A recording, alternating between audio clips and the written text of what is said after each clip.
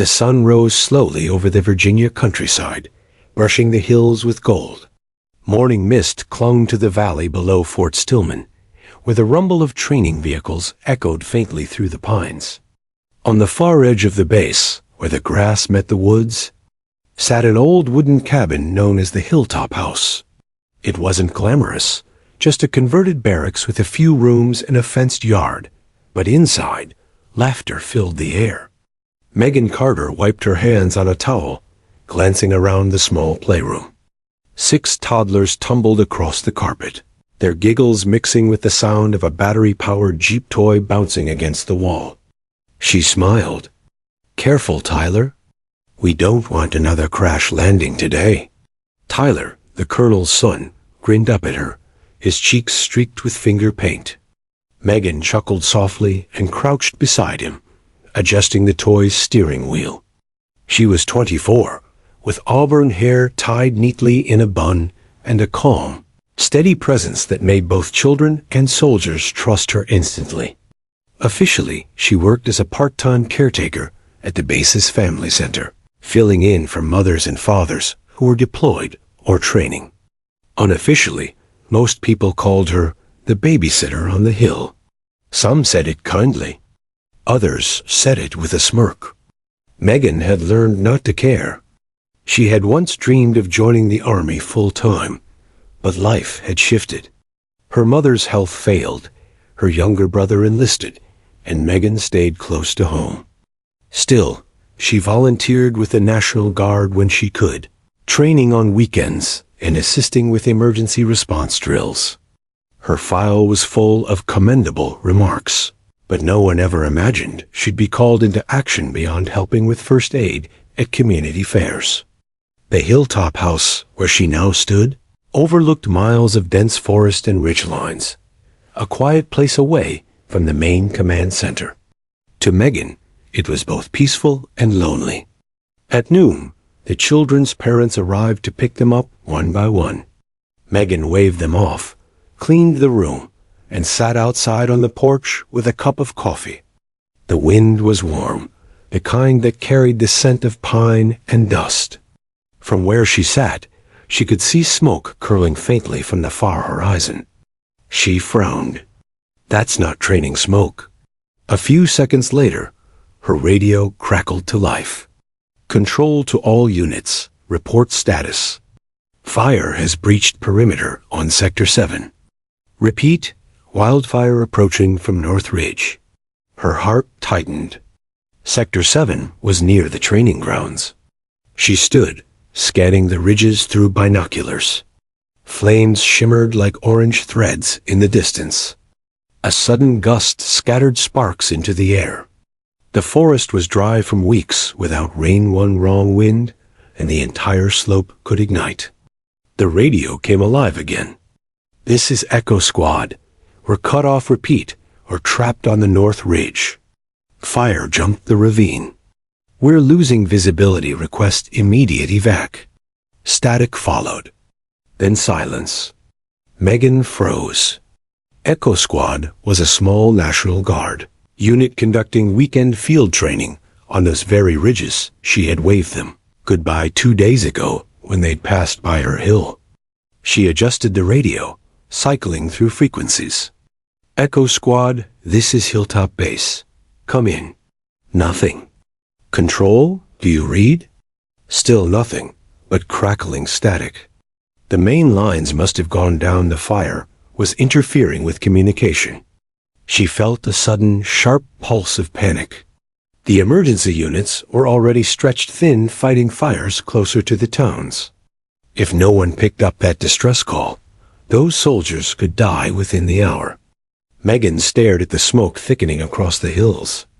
The easy choice would be to stay put, lock the doors, and wait for orders. She wasn't combat personnel. Her role was to keep children safe, not charge into a wildfire. But something inside her, an old, familiar defiance, rose up. Her father's voice echoed in memory. "Courage isn't loud, Megan. It's quiet.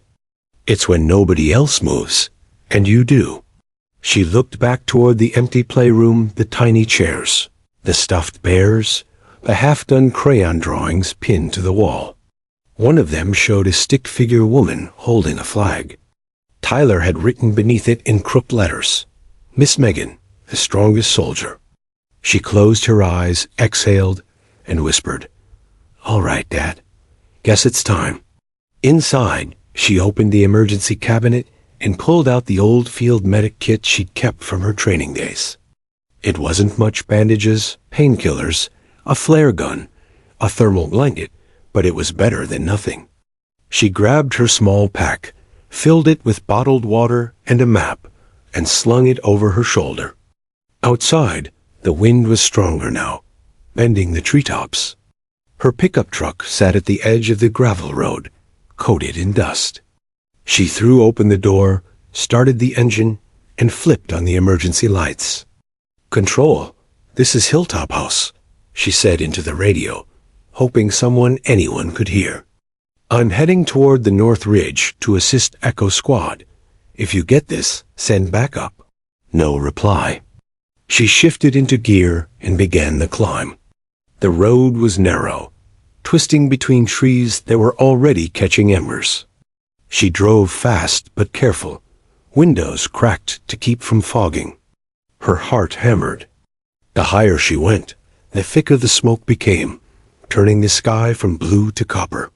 Halfway up, she saw movement ahead, a convoy of firefighters heading down. One man waved her to stop. "Ma'am, you can't go up there. The fire's cutting through both flanks." He shouted. "I have soldiers trapped up there," Megan yelled back. "Echo Squad, they called for evac." He hesitated, glancing at the smoke. "We haven't had any word about survivors on that ridge. It's suicide. Then let me try before it becomes a recovery mission." Something in her eyes, steady, fierce, determined, made him pause. He finally nodded, tossing her a small oxygen mask from his truck. "If you're going, take this. And for God's sake, stay low." She slipped it on, nodded, and pressed forward. The road ended where the forest began. Ahead, flames licked across fallen logs, heat rippling in waves. She parked the truck, grabbed her bag, and stepped out. The ground crackled beneath her boots. Ash swirled around her face like gray snow. Every instinct screamed to turn back, but she forced one step forward, then another. The wind roared behind her, pushing smoke uphill. Her radio buzzed again, just a flicker of sound. ... Echo Squad. Trapped ... Northwest Ridge ... Megan adjusted her compass, squinting through the haze. Northwest Ridge was roughly 2 miles ahead, but the terrain was steep and uneven. She muttered, "All right, boys. Hang on." She tied a wet cloth over her mouth, ducked low, and began climbing into the heart of the fire zone. Behind her, the Hilltop House stood silent, empty, except for the faint smell of crayons and coffee. No one at the base knew she was gone. No one knew that the woman they'd called just a babysitter was walking straight into the flames. And as the first ember burned through her sleeve, Megan Carter's quiet life on the hill ended, and the legend of the babysitter on the hill began. The smoke had settled slightly over the valley, but the smell of burning pine lingered in every corner of Megan Carter's lungs. Her boots were caked with ash, her gloves singed, and yet she moved with a precision and calm that belied the chaos around her. The 4 soldiers she had stumbled upon, Corporal Jenkins, Sergeant Alvarez, Private Dorsey, and Specialist Lee, followed her lead, but the fear in their eyes was palpable. Megan had become their lifeline, a civilian babysitter thrust into the impossible. The fire had started hours earlier, a rogue lightning strike deep in the forest. By the time Megan had found the soldiers, the flames had already swallowed the lower ridges, turning the valley into a furnace. Trees cracked and fell like thunderclaps, and embers danced on the wind like sparks from an inferno lantern. She had no time to think, only to act. "Move!" she shouted, pointing toward a jagged incline. The soldiers hesitated, weighing their fear against the urgency in her voice. Megan didn't wait for permission. She sprinted up the slope, helping each of them over fallen trees and rocks. Dorsey's leg scraped against a sharp branch, and he cried out in pain. Megan turned, grasped his arm, and pulled him up. "We don't have time to stop. We can't let the fire trap us down there." Alvarez gritted his teeth, splinting his arm as best as he could while climbing. "You're insane, Carter. This isn't your fight." "It is my fight now." She shot back. "Stay with me, or you won't have a tomorrow to fight in at all." The words rang harshly over the roar of the fire, but they cut through their panic. The soldiers quickened their pace, driven by sheer survival instinct and the force of her determination. As they climbed, Megan scanned the ridge for anything useful. The trees were scarred, some reduced to blackened stumps. Birds fled overhead, cawing in panic, and small animals darted in every direction. It was as though the forest itself had become a living threat. She knew the fire could circle them in minutes if the wind shifted again. Halfway up, they reached a narrow ledge overlooking a steep drop. Below, the flames raged like molten rivers. Megan could see the valley beyond, but it offered no comfort. The fire had cut off all paths down. The only way out was forward and upward. Jenkins shook his head. "This is suicide." "No," Megan said, her voice calm but fierce. "This is survival." She turned to Dorsey. "Tie that rope around your waist. Lee, grab the other end. We'll use it to stabilize you as you climb this section." The soldiers obeyed, the tension between fear and hope palpable in the tight lines of their faces. Megan led the way, moving carefully along the ledge. Sparks showered past them from burning branches above, and the heat pressed down like a physical weight. Every step had to be deliberate. One misstep, and the fall would be fatal. As they climbed, Megan kept shouting instructions, her voice slicing through the roar of the inferno. "Foot here. Grab that root. Keep your center of gravity low." Despite their exhaustion, the soldiers moved as best they could, trusting her judgment. Megan's hands were blistered and raw, but she didn't stop to tend them. There was no time. Every second counted. Suddenly, a branch cracked above them, sending a cascade of sparks down the slope. Dorsey froze. Megan lunged, pushing him to the side just as the embers skittered past. He coughed violently, choking on the smoke. "It's okay. Breathe through your shirt," she instructed, tearing a strip of her own sleeve to make a makeshift mask for him. Minutes turned into hours as they navigated the treacherous ridge. Megan kept them moving, rationing their energy, coaxing them over difficult stretches. Lee's boots slipped once on loose rock, sending her heart into her throat. Megan grabbed the young soldier's arm and pulled her to safety, her muscles screaming from strain. Finally, they reached a slightly more stable plateau. The soldiers collapsed, gasping, but Megan refused to sit. She scanned the ridge ahead, calculating their next move. "We can't stop for long," she said. "We need to reach the next rise. If we get high enough, maybe we can signal a helicopter. Maybe someone can see us before this fire closes the circle completely." Alvarez groaned. "You think anyone's looking for us? We're out here like ants on a matchstick." "I don't care," Megan said, her voice unwavering. "We're going to make them see us." Her determination sparked something in the soldiers. They stood, grim-faced, but moving with renewed energy.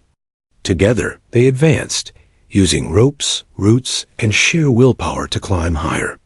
At one point, Jenkins's foot slipped on a charred rock. He screamed, but Megan was already there, grabbing his hand and yanking him to safety. "You okay?" she asked, her voice tight with concern.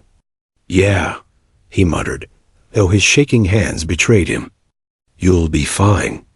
Just keep going." "We're almost there," Megan reassured him. The fire shifted with the wind, sending waves of heat across their backs. Sparks rained down, and the smell of smoke was suffocating. Megan felt every muscle in her body screaming in protest, every ounce of strength tested. But she didn't stop. Not for a moment. The lives of these men were in her hands, and she refused to fail. By late afternoon, they reached a ledge that overlooked a valley still partially untouched by fire. Megan could see a patch of open sky, the perfect place to signal for help. "Here," she said, collapsing onto the rocks, her face streaked with soot. "This is it. We have to signal the helicopters from here. Someone's out there. We'll make them see us." Dorsey coughed violently, his face blackened with ash. "And if they don't?" "They will," Megan said, more to convince herself than him.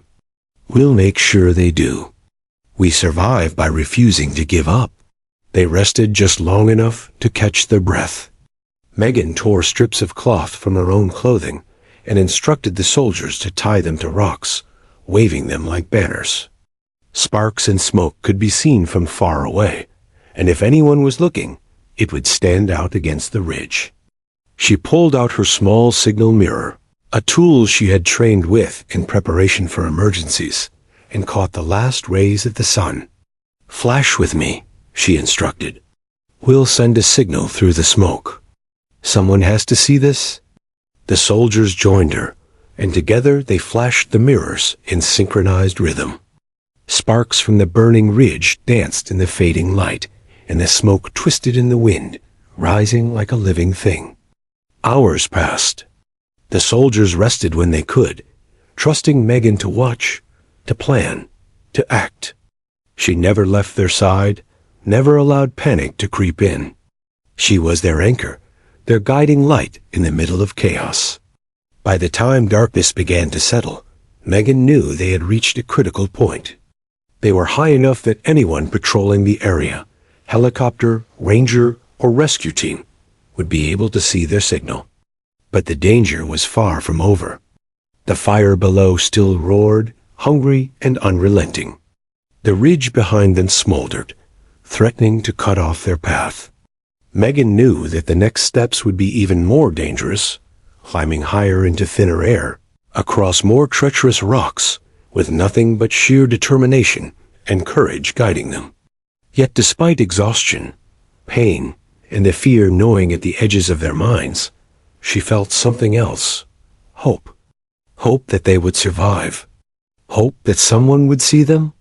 Hope that courage, no matter how small, could still make a difference in the face of destruction.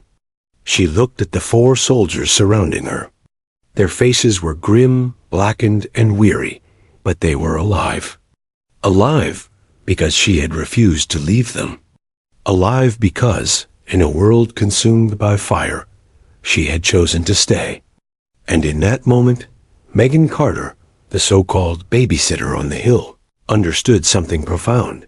Sometimes, ordinary people are forced into extraordinary roles.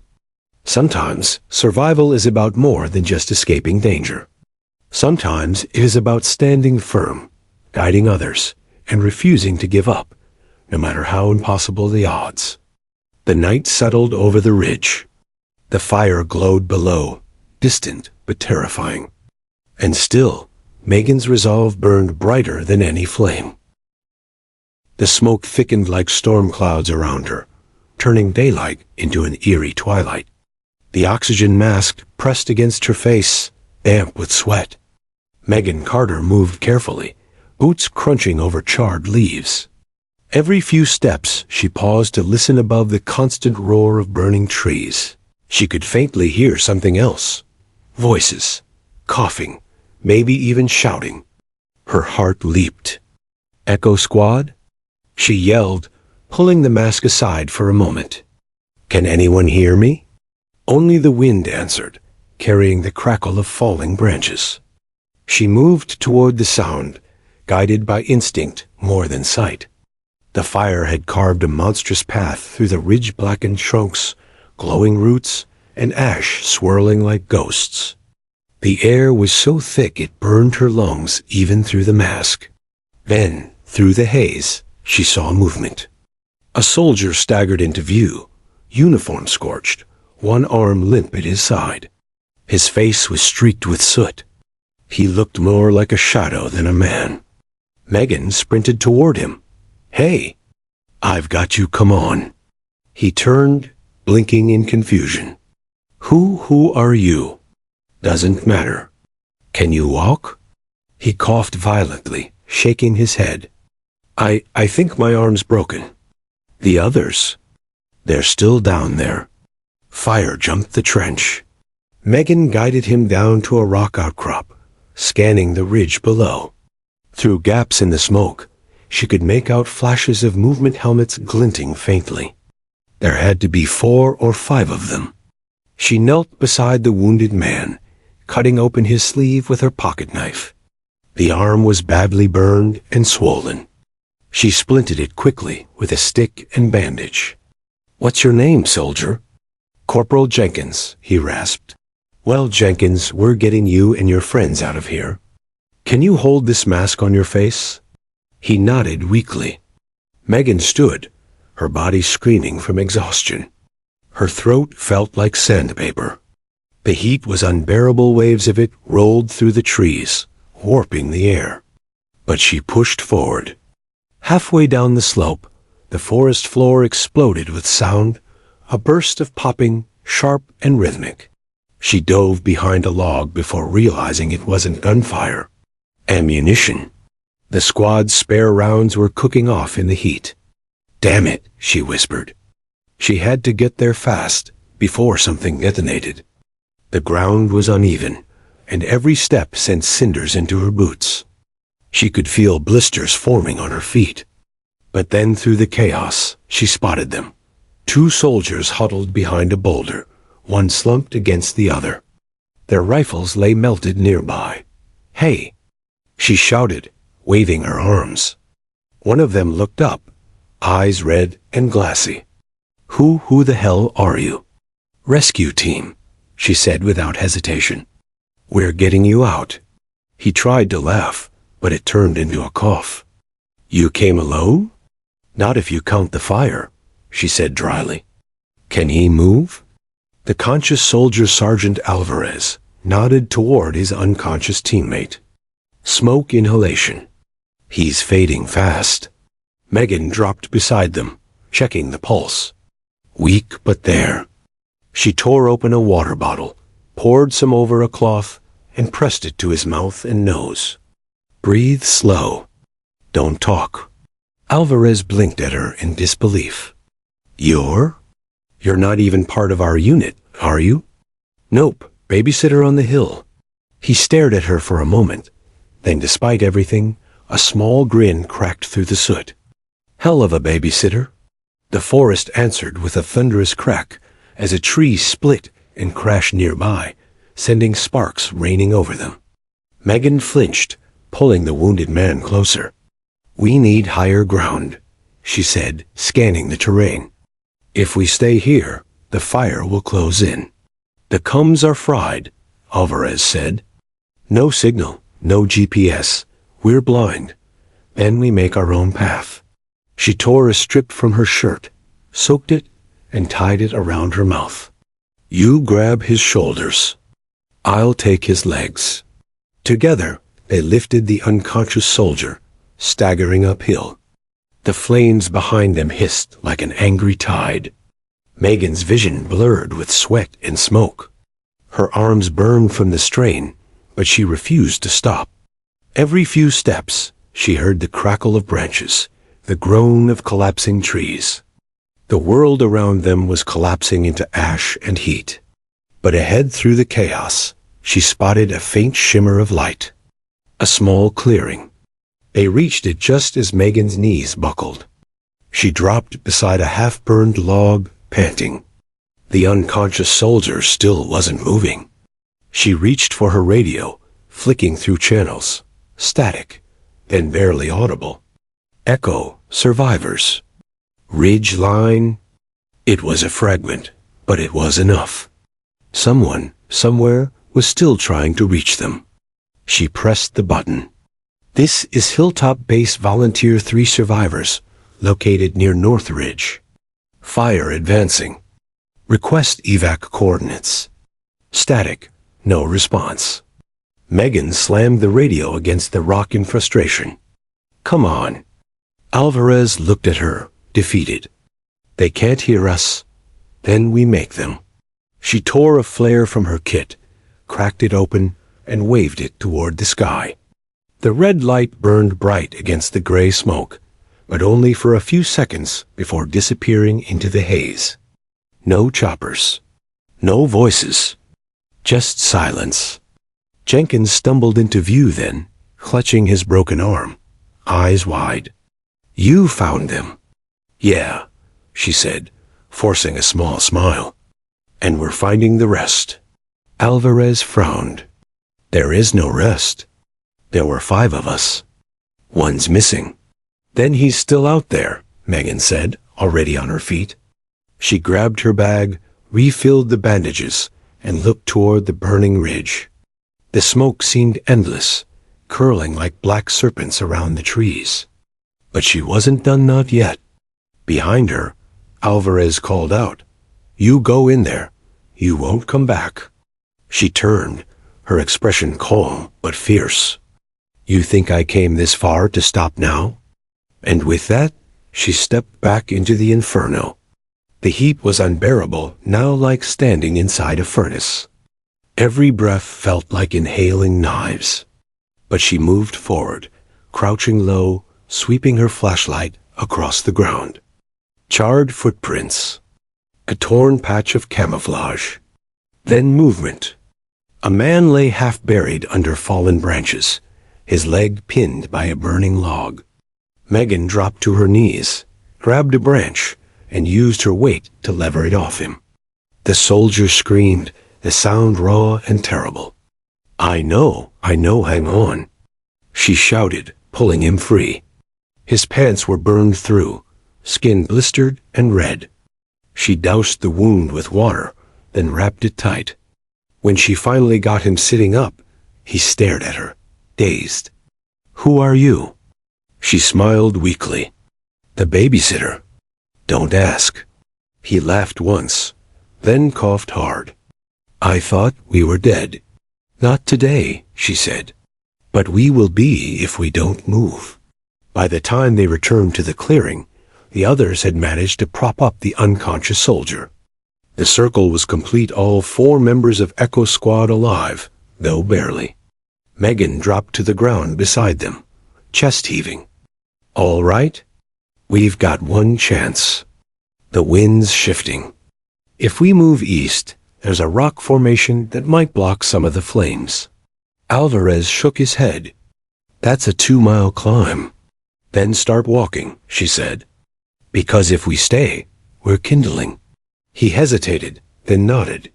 You heard the babysitter, he said, forcing a grin. Jenkins laughed weakly. Ma'am, if we live through this, drinks are on me. Make it coffee, she said. I've had enough heat for one day. They began to move as one slow, limping, but together. Megan took the rear, guiding them through falling ash and collapsing trees. Behind them, the fire roared higher, a living wall of fury chasing them up the ridge.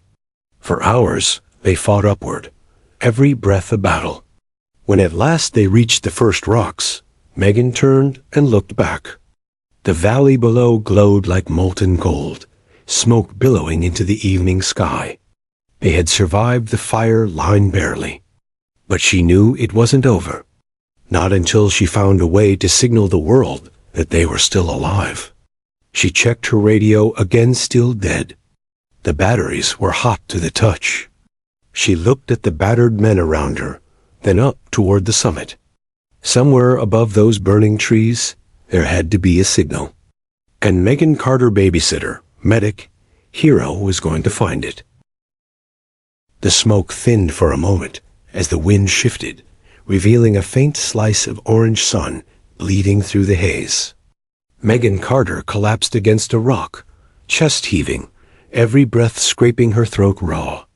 Behind her, the 4 survivors of Echo Squad slumped to the ground, coughing, bleeding, barely holding themselves upright.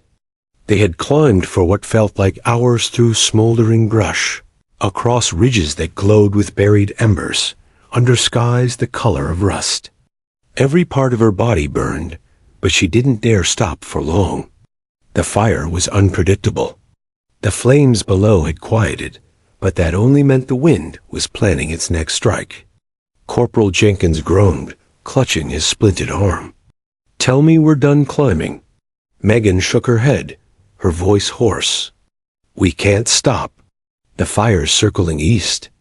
If it meets the wind from the valley, it'll sweep up this ridge like gasoline." Sergeant Alvarez looked over the ledge and swore under his breath. Below them, the forest they had escaped from was now an ocean of flame, rolling across the trees in waves.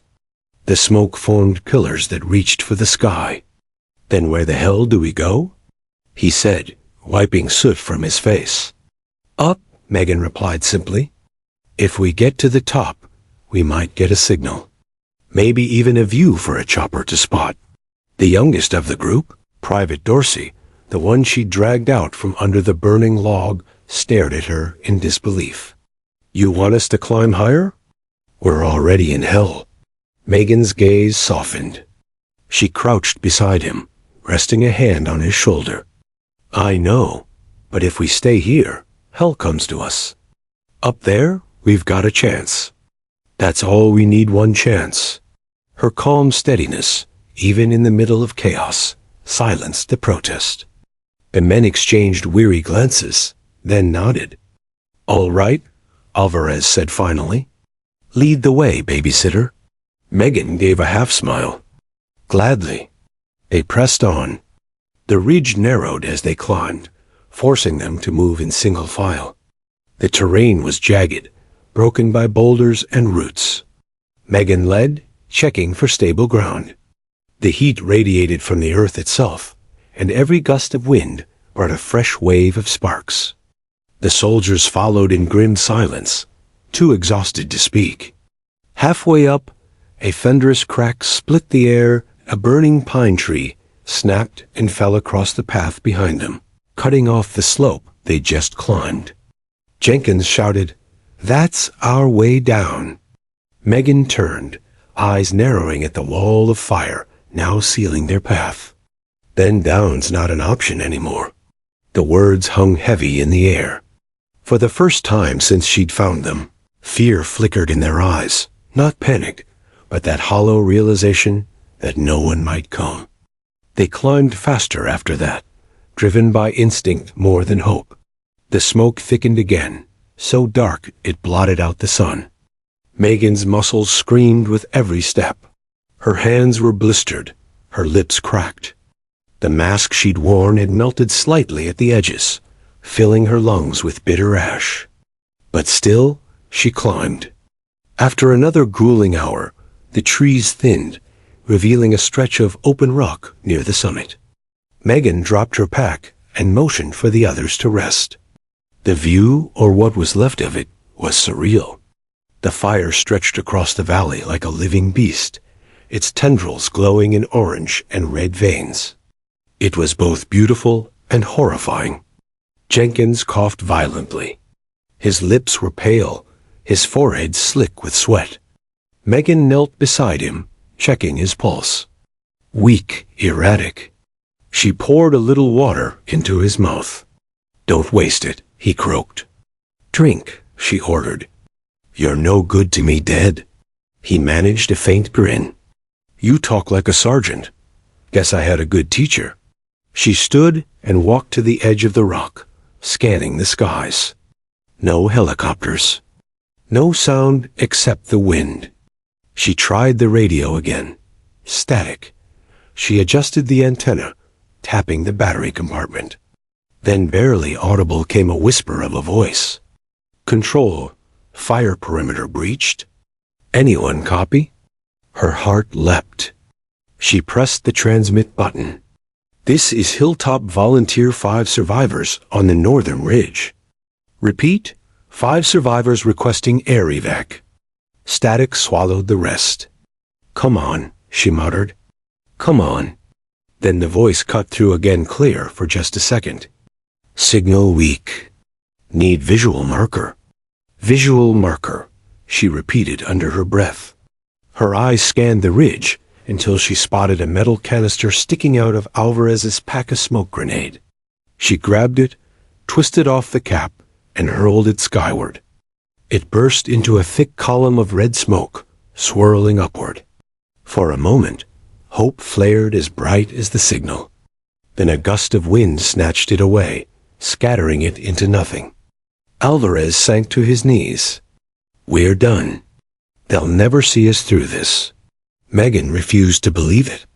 "They'll see us," she said firmly. "We'll make sure they do." She pulled a small mirror from her medic kit, part of a first aid signaling set, and used it to flash light through the smoke toward the open sky. The sunlight reflected off it in rhythmic pulses, a distress pattern she'd learned years ago during field training. But the light barely pierced the haze. A roar echoed behind them, a fresh wall of fire climbing the ridge, moving faster than before. Jenkins looked up weakly. "It's circling us." Megan spun, scanning the slopes. He was right. The flames had split into two advancing fronts, curling around from both sides like jaws closing. "There's no way down," Alvarez said quietly. Megan's mind raced. No way down. No way out. The fire would swallow the ridge within minutes. Unless she turned toward the east slope.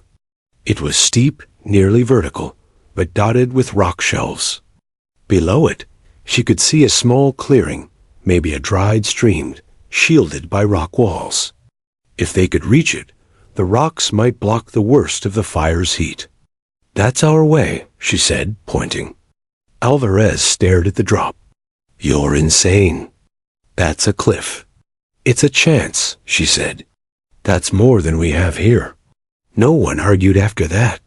They tied what rope they had, mostly bandages and straps from their gear, and began the slow, terrifying descent. The smoke made it hard to see, and the rock was hot to the touch. Each foothold could crumble without warning.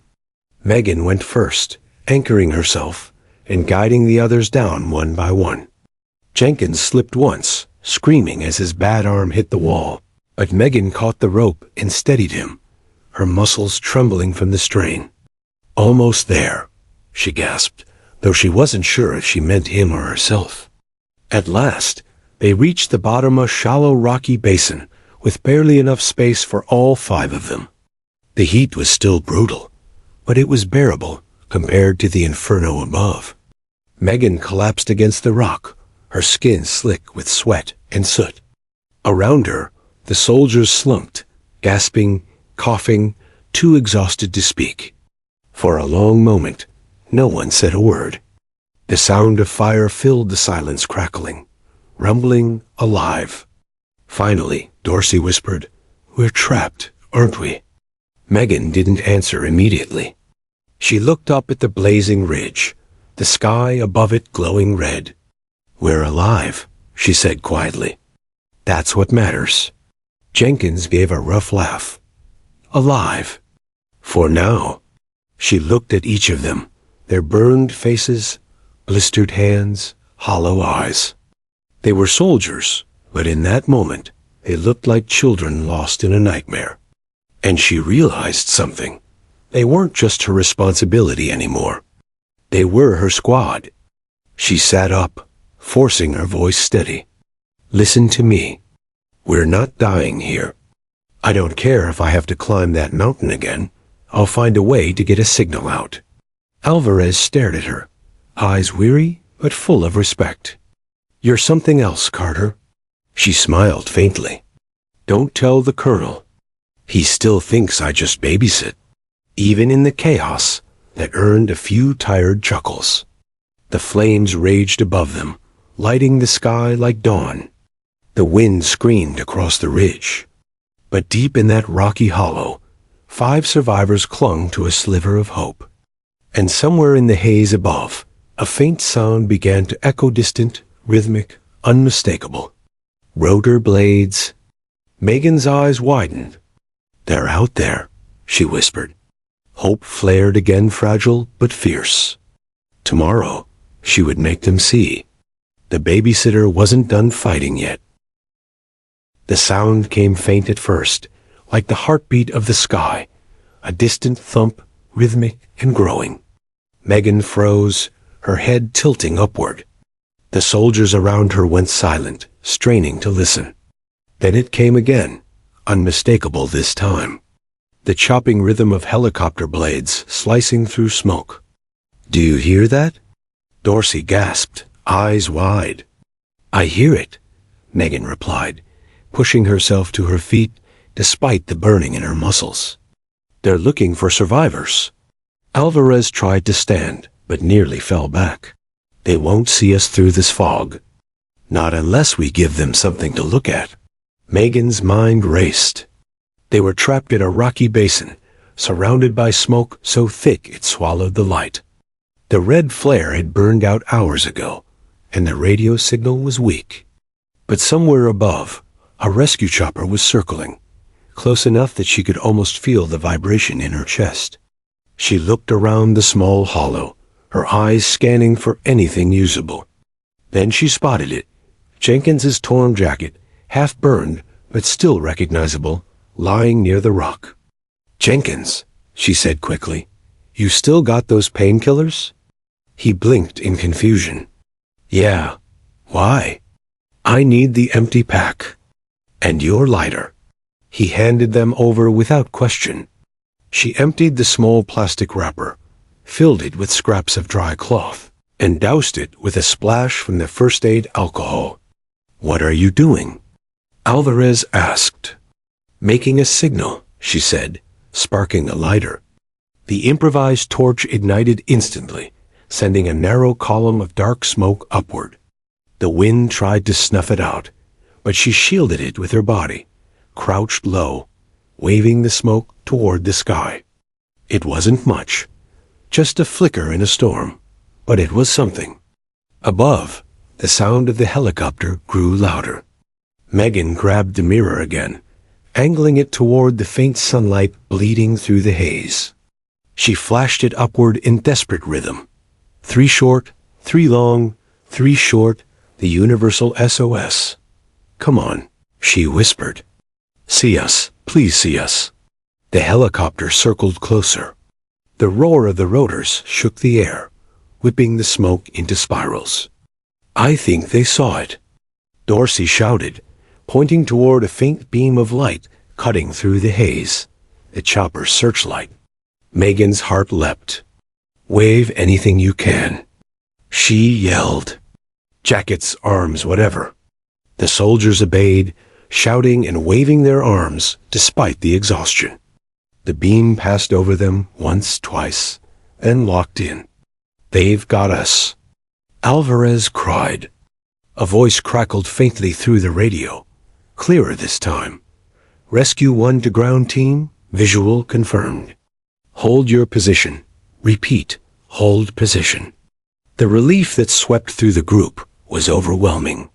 Jenkins started laughing, a raw, disbelieving sound.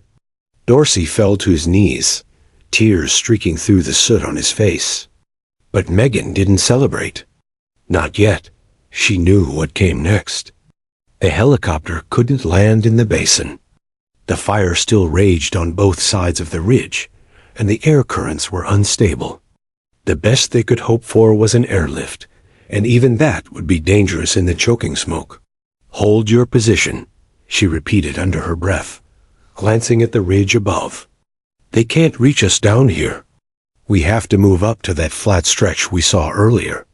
Alvarez followed her gaze. That's through the fire. I know. Jenkins shook his head weakly. We'll never make it. Megan looked at him, her eyes steady. You made it this far, didn't you? No one argued.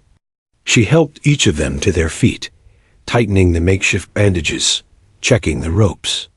The fire above had calmed slightly. The wind had shifted, driving the flames west. It was the only window they'd get.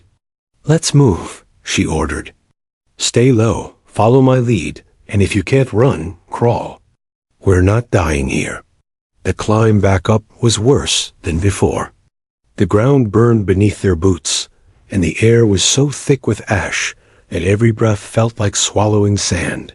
The heat pressed on them from all sides, blinding and suffocating. Megan led the way, half crawling, half climbing, her lungs screaming for air. She kept glancing upward. The helicopter was still there, hovering somewhere in the smoke. Halfway up, a burning tree crashed nearby, spraying sparks across the slope. Dorsey yelped as his sleeve caught fire, but Megan was already on him, smothering the flames with her bare hands. The pain shot through her palms, but she didn't flinch. "You good?" she shouted over the roar. He nodded shakily, tears cutting lines through the soot on his face. "Then move." They kept going, step after agonizing step, until the smoke began to thin. The top of the ridge loomed ahead, a pale, jagged outline against the burning sky. Finally, they stumbled onto the plateau. Megan collapsed to her knees, coughing violently. Around her, the soldiers fell one by one, gasping for air. The helicopter appeared moments later, emerging from the haze like a ghost. Its rotors sent ripples of wind sweeping across the hilltop. A voice shouted through the loudspeaker, "Stay clear." Lowering rescue line. A metal cable uncoiled from the chopper, swinging toward them. Alvarez grabbed it first, helping Jenkins clip himself in. "You go first," Megan yelled. "Not a chance." Jenkins shouted back. "You got us this far, Carter. You're going." But she shook her head. "I'm last. Always last." The soldiers didn't argue long. One by one, they were hoisted into the sky. Jenkins, Dorsey, Alvarez, disappearing into the safety of the chopper. When the last of them was lifted, Megan looked around the hilltop. The fire had returned, licking at the rocks. The world around her was an inferno. She grabbed the cable, locking it to her harness. "Let's go," she said quietly. The winch began to lift. Her feet left the ground. For a moment, she was suspended above the flames, the fire roaring beneath her like a living thing trying to drag her back. The heat scorched her legs, and sparks stung her skin, but she kept her eyes on the chopper above, on the faces leaning out, shouting her name. Halfway up, a violent gust of wind hit. The helicopter jerked sideways, and the cable swung violently, slamming her against a rock wall. Pain exploded in her shoulder. The harness strap slipped. "Megan!" Alvarez shouted from above. She gritted her teeth, trying to hold on. The metal burned her hands. The ground below blurred through the smoke, a swirling mass of flame and debris. Her grip faltered. For a terrifying second, she felt herself falling. Then, just as her strength gave out, another hand grabbed the cable from above. Jenkins, his arm still bandaged, his face pale with effort, reached out and caught her wrist. "Not today, babysitter," he yelled. "Not today." With a final heave, he pulled her up onto the landing step. The crew grabbed her, dragging her inside as the helicopter banked away from the ridge.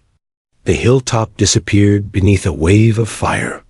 Megan collapsed onto the floor, coughing, shaking, unable to speak. The others crowded around her, cheering weakly, some laughing, some crying. Alvarez clasped her hand. "You saved us," he said simply. "All of us." She looked up, eyes glassy with exhaustion. "Just doing my job." He smiled. "You're no babysitter, Carter." Outside the window, the flames shrank as the chopper climbed higher, the inferno fading into a sea of smoke and shadow. For the first time in hours, she allowed herself to close her eyes. The nightmare was over. Or so she thought. When Megan Carter opened her eyes, the world was white. Not the blinding white of smoke and ash, but the soft white of hospital sheets, sunlight spilling through sheer curtains, and the faint antiseptic scent of recovery. Her body ached from every direction, wrapped in bandages that felt like armor. For a moment, she didn't remember where she was. Only the roar of the fire, the screams, the cable jerking, and Jenkins's voice shouting, "Not today, babysitter." Then the door opened. Sergeant Alvarez stepped in, his arm in a sling, but his posture straight. His face broke into a smile when he saw her awake. "Well, look who finally decided to join the living." Megan tried to speak, but her throat was too dry. He handed her a cup of water. "You've been out for almost 2 days," he said. "Smoke inhalation, burns on your hands, some bruised ribs. The docs say you're lucky." She swallowed the water, wincing. "The others? They're alive. All of them." Alvarez's tone softened. "You did it, Carter. You got us out." She exhaled slowly, a wave of relief washing over her. "Good," Alvarez chuckled. "Good? That's all you've got to say? You dragged 4 half-dead soldiers up a mountain in a firestorm, waved down a helicopter with a mirror, and got us all home. You're a damn legend." Megan gave a weak smile. "Legends don't have blisters this bad." "Yeah, well, legends don't usually work at daycare either." That made her laugh, a hoarse, painful laugh, but genuine. After Alvarez left, the room was quiet again. Megan stared out the window, watching the sunlight shift across the wall. For the first time since the fire, she was still. And in the stillness came the weight, the exhaustion, the shock, the surreal truth that she was alive when she shouldn't be. A nurse came in later, smiling kindly. "You've got visitors, Miss Carter, lots of them." She wasn't exaggerating. Within hours, her small hospital room became a revolving door of officials, reporters, and military personnel. The story had spread faster than the wildfire itself. Civilian babysitter saves U.S. soldiers in California blaze. They called her the Angel on the Hill. News anchors replayed footage of the rescue helicopter on loop. Politicians issued statements of gratitude. The families of the soldiers sent flowers and handwritten letters. And then came the ceremony. 2 weeks later, Megan stood in front of a crowd at a military base outside San Diego, her arms still wrapped and her palms covered with gauze. Cameras flashed like starlight. Behind her, the American flag rippled in the ocean breeze. A colonel, tall, stoic, his chest lined with medals, stood at the podium. When disaster struck, when chaos reigned and the world seemed to burn, one civilian refused to run. Megan Carter, a childcare volunteer and first aid worker, displayed extraordinary courage under conditions no one could have survived. She risked everything to save soldiers trapped behind enemy fire, not in war, but in the war of nature. He turned to her and saluted. "On behalf of the United States Army and a grateful nation, we award you the Distinguished Civilian Service Medal." Applause thundered. Cameras clicked. The medal's cool metal touched her burned skin, and for a second, she felt its weight more than its honor. After the ceremony, people swarmed her with questions. What went through your mind when the fire surrounded you? Did you ever think about giving up? How does it feel to be called a hero? She gave the same quiet answers every time. "I just did what I could." But inside, the word hero didn't sit right. She remembered Dorsey's terrified face, Jenkins screaming when his arm broke, the sound of the forest collapsing around them, the fear, the smell, the silence after each roar. That wasn't heroism. That was survival. That night, when the reporters left and the base went quiet, she sat alone in her barracks. The medal lay on the bed beside her, a perfect circle of gold that reflected the faint light from the window. She traced the edge with her fingers, feeling the ridges press against her bandages. Someone knocked softly. It was Jenkins. His arm was in a more permanent cast now, but he grinned like nothing could keep him down. "Hey, babysitter." She smiled faintly. "You really have to stop calling me that." "Not a chance. That's your call sign now." He stepped inside, sitting on the edge of the bed. "You holding up?" "I should be," she said. "Everyone keeps telling me I'm a hero." "Feels strange." He nodded, eyes thoughtful. "Yeah, you think being called a hero makes it easier to sleep? It doesn't. I've got medals too, you know. They don't make the nightmares go away." She looked at him, surprised by his honesty. He shrugged. "You saved us." "That's a fact. Doesn't mean it was pretty. Doesn't mean it was easy. But you did it anyway. That's what matters." For the first time since the fire, she allowed herself to really breathe. They sat in silence for a while, listening to the hum of the night outside. "Jenkins," she said finally, "when they called me a babysitter that day, I hated it. I thought they were mocking me." He smirked. "We were.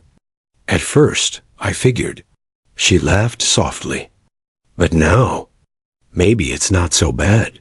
Babysitters protect people who can't protect themselves, right?" "Yeah," Jenkins said. "And sometimes they save soldiers too." When he left, Megan lay back on the bed, staring at the medal once more. She still didn't feel like a hero, but she did feel something else. Peace. The next morning, she went home. Back to the quiet hills of Riverside, to the small daycare where it had all started. The children didn't care about medals or news headlines. They just ran to her, shouting her name, hugging her legs, their laughter pure and bright. One of them, little Sarah, the shy one with freckles, tugged on her sleeve. "Miss Megan, did you really fight a dragon?" Megan smiled. "Something like that." That afternoon, as the children napped and sunlight streamed through the windows, Megan sat by the window and looked out at the distant mountains, blackened now, scarred, but still standing. She thought about that ridge, about the fire that had nearly taken everything, and about the men who now called her family. The news would forget her eventually. The medal would gather dust. But those 4 lives, those faces she'd carried through the smoke, they would never fade.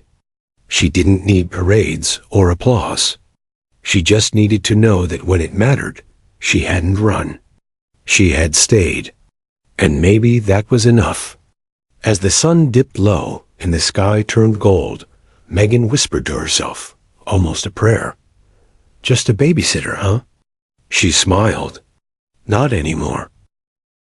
The weeks after the ceremony blurred together like smoke, thick, hazy, impossible to grasp. Megan Carter returned to her quiet life in Riverside, but everything felt different now. At the daycare, the children's laughter still filled the halls, but sometimes, in the middle of story time, she would drift away.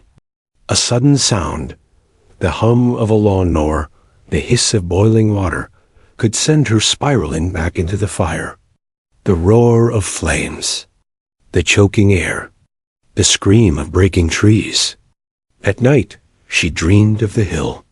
Always the same dream, the ridge blazing red beneath her feet, the rope slipping through her burned hands, the endless climb through smoke. She would wake up gasping, heart pounding, hands trembling. She told no one. When the news first broke, her phone wouldn't stop ringing. Journalists wanted interviews. Podcasters wanted her story. Morning shows offered flights to New York. But after the medal ceremony, Megan stopped answering. The world had already moved on to the next story. Another storm, another tragedy. The headlines faded, and that was fine with her.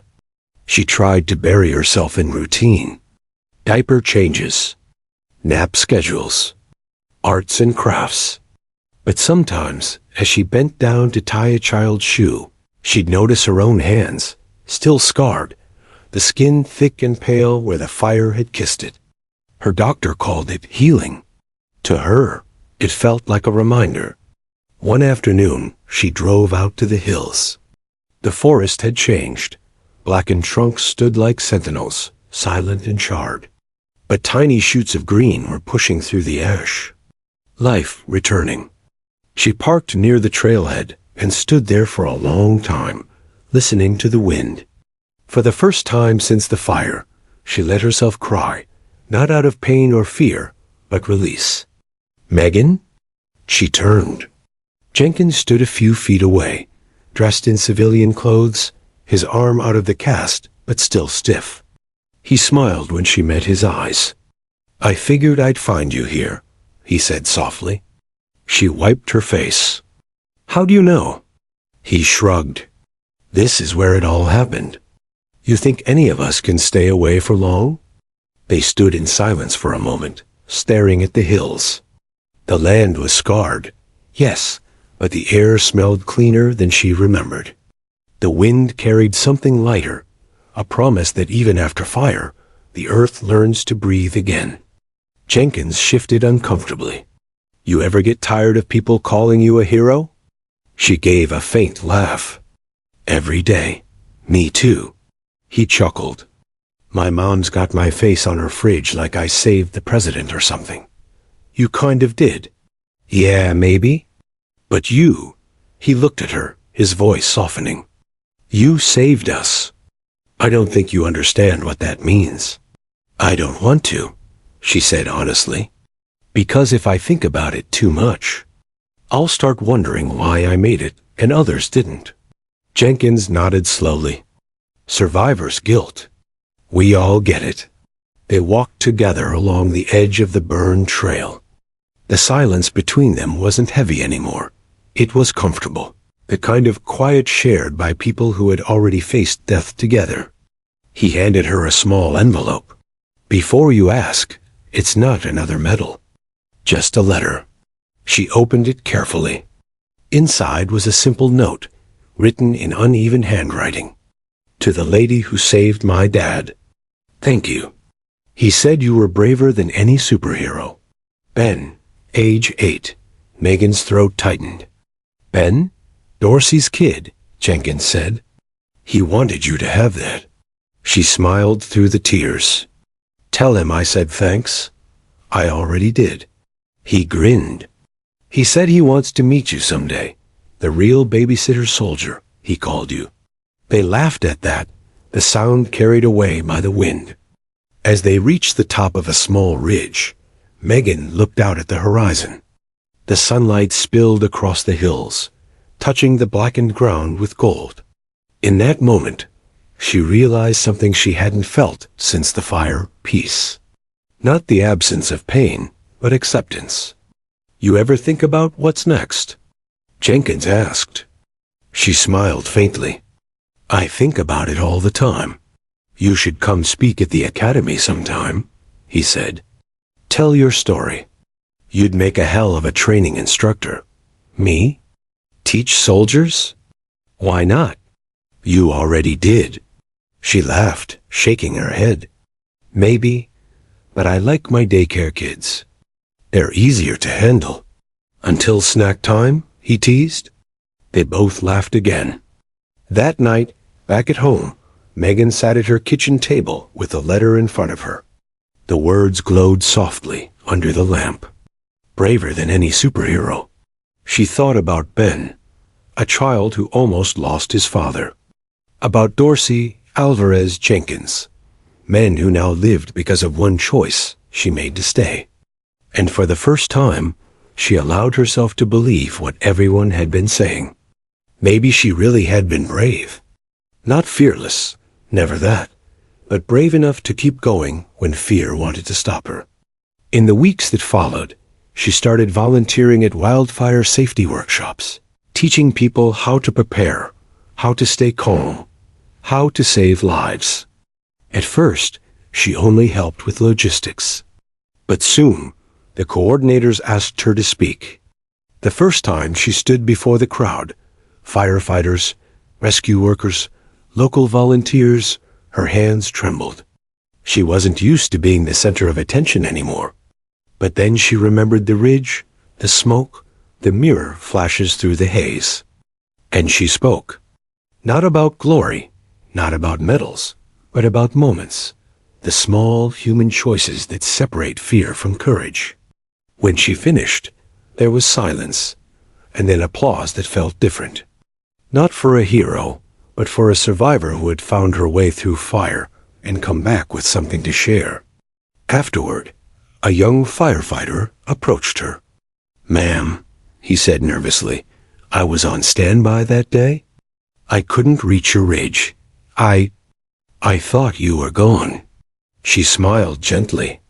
"So did I." He hesitated. "You're the reason I joined full-time. I figured if a babysitter could do that, I had no excuse." Megan blinked back tears. "Thank you," she whispered. When she returned home that evening, she placed the letter from Ben beside her medal. Two symbols of the same thing, courage recognized not by rank or ribbons, but by gratitude. Outside, the sunset painted the sky in fiery orange streaks. The color used to make her flinch. Now it made her smile. Fire wasn't just destruction. It was also renewal. And she, too, was learning to grow again. As night fell, she whispered to the dark, "Maybe I was just a babysitter." But that day, that was enough. She turned off the light, the faint gleam of her medal reflecting the last glow of dusk. A quiet reminder that sometimes the bravest battles are the ones fought after the flames. Years later, Megan Carter would look back on that ridge and feel no fear. Not the kind that made her knees buckle or her lungs burn. Not the kind that clawed at her in the dark. Those memories still whispered in the corners of her mind, but they no longer controlled her. The hills outside Riverside had begun to heal, just as she had. Green shoots now pushed through the blackened earth, bending toward sunlight. Birds returned, cautious but persistent.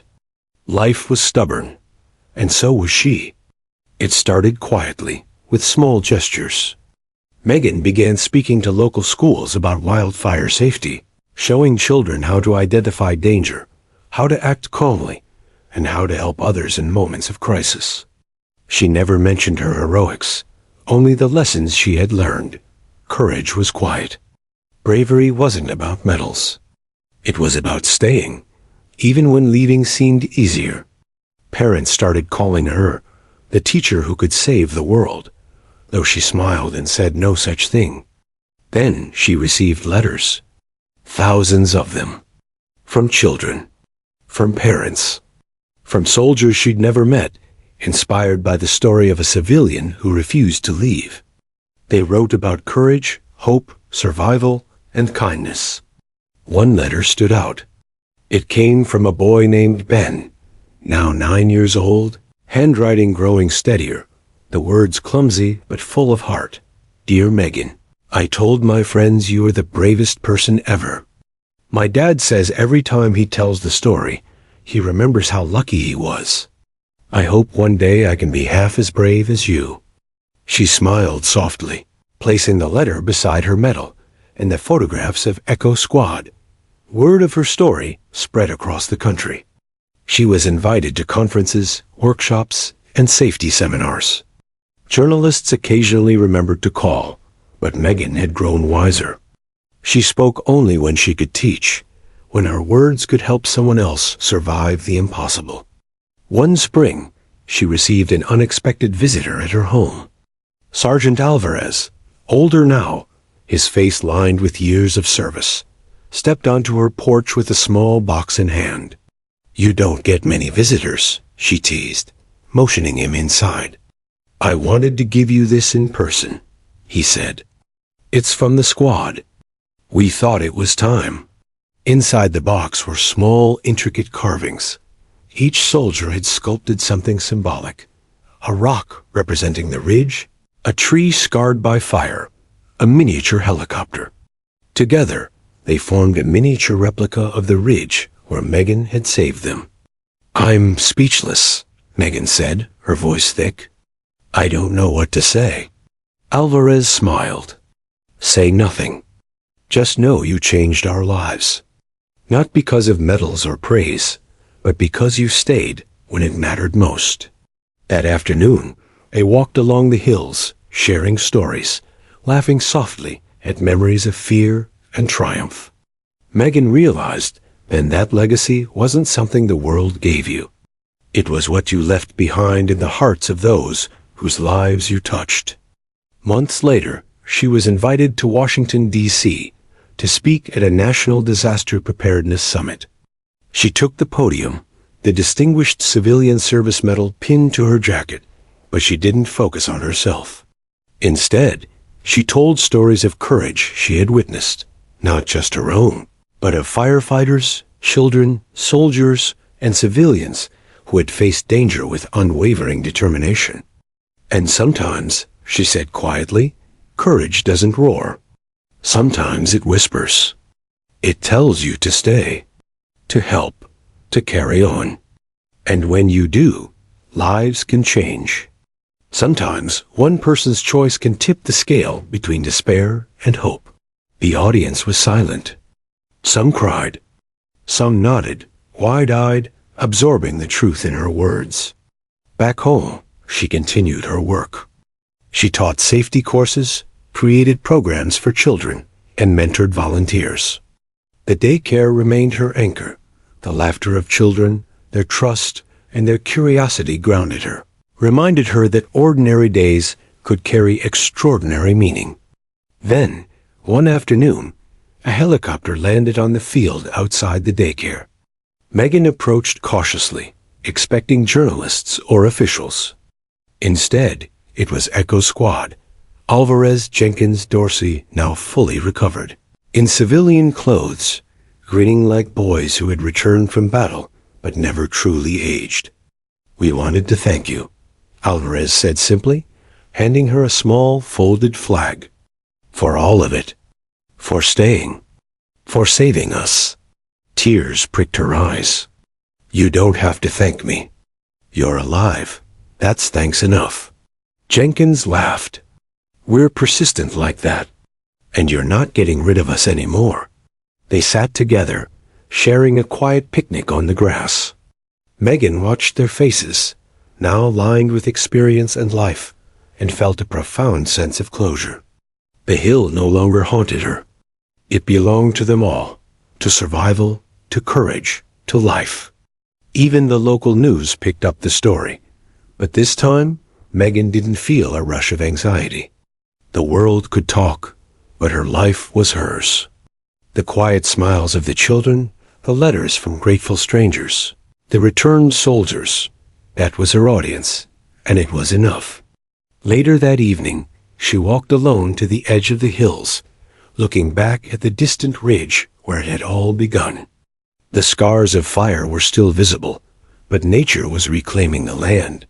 Life always does. Megan knelt, pressing her hands to the cool earth, whispering a silent promise. I will not forget, and I will keep living. The wind brushed against her face.